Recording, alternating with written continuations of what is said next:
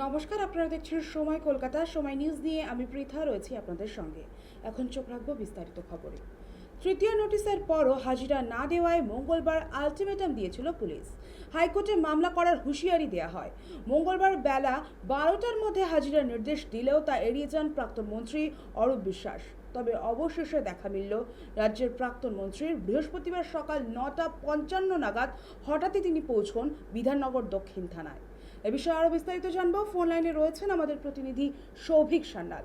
সৌভিক, আমরা দেখতে পাচ্ছি যে বিগত কয়েকদিন ধরে অরূপ বিশ্বাসকে বারবার হাজিরার নোটিশ পাঠানো হচ্ছে, কিন্তু তিনি পৌঁছচ্ছেন না। অবশেষে পৌঁছলেন, কি জানতে পারছো? যেমনটা জানা যাচ্ছে, তৃতীয় নোটিশের পরও হাজিরা না দেওয়ায় মঙ্গলবার আলটিমেটাম দিয়েছিল পুলিশ। হাইকোর্টে মামলা করার হুঁশিয়ারি দেওয়া হয়। মঙ্গলবার বেলা 12টার মধ্যে হাজিরার নির্দেশ দিলেও তা এড়িয়ে যান প্রাক্তন মন্ত্রী অরূপ বিশ্বাস। তবে অবশেষে দেখা মিলল রাজ্যের প্রাক্তন মন্ত্রীর। ফোন লাইনে রয়েছেন আমাদের প্রতিনিধি সৌভিক সান্যাল। সৌভিক, কি জানতে পারছো? আজকে এতদিন পর অবশেষে দেখা মিলল। 9:55 নাগাদ পৌঁছেছেন বিধাননগর থানায়। সৌভিক, তুমি শুনতে পাচ্ছ? বিধাননগর দক্ষিণ থানায়। সৌভিক, তুমি কি শুনতে পাচ্ছ? যোগাযোগ কোনো কারণে বিচ্ছিন্ন হয়েছে, আমরা আবার যোগাযোগ করার চেষ্টা করব।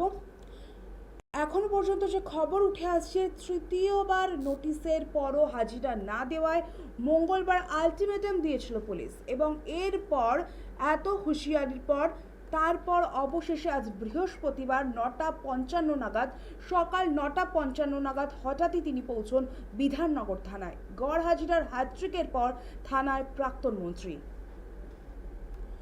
ফোন লাইনে রয়েছেন এই মুহূর্তে সৌভিক সান্যাল। সৌভিক, কি জানতে পারছো? অবশেষে প্রায় 3টে নোটিশ দেওয়ার পর আজ বৃহস্পতিবার পৌঁছলেন অরূপ বিশ্বাস বিধাননগর দক্ষিণ থানায়। কি জানতে পারছো?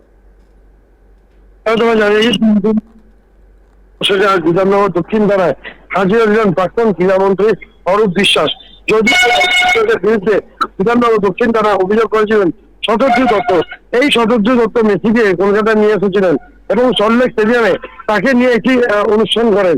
অভিযোগ, সেই অনুষ্ঠানে অরূপ বিশ্বাস যেহেতু সেই সময় তিনি ক্রীড়ামন্ত্রী ছিলেন, তিনি নিজে জোর করে মাঠে ঢুকে পড়েন, মেসিকে জড়িয়ে ছবি তোলেন, এমনকি তার স্ত্রী এবং অন্যান্য তারকাদের নিয়ে মাঠে ঢুকে দেন। তার বিরুদ্ধে আরো অভিযোগ ওঠে শতদ্রু দত্তর কাছ থেকে জোর করে প্রচুর টিকিট নিয়ে নেন।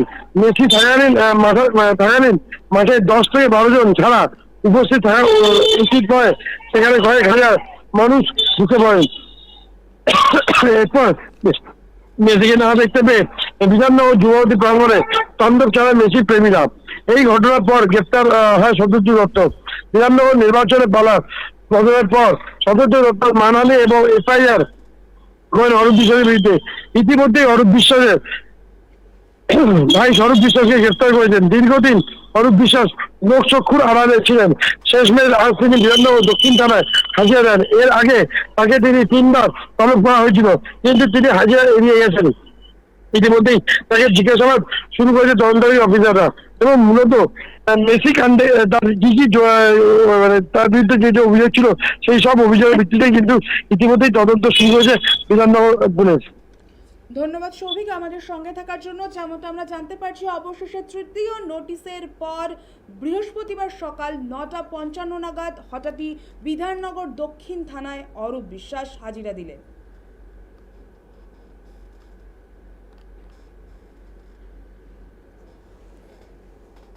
প্রাক্তন ক্রীড়ামন্ত্রী তিনি এই মুহূর্তে ভেতরে প্রবেশ করলেন, বিধাননগর দক্ষিণ থানার ভেতরে প্রবেশ করলেন অরূপ বিশ্বাস। এবার তদন্তের ভেতরে প্রবেশ করলেন, বিধাননগর দক্ষিণ থানার ভেতরে প্রবেশ করলেন অরূপ বিশ্বাস।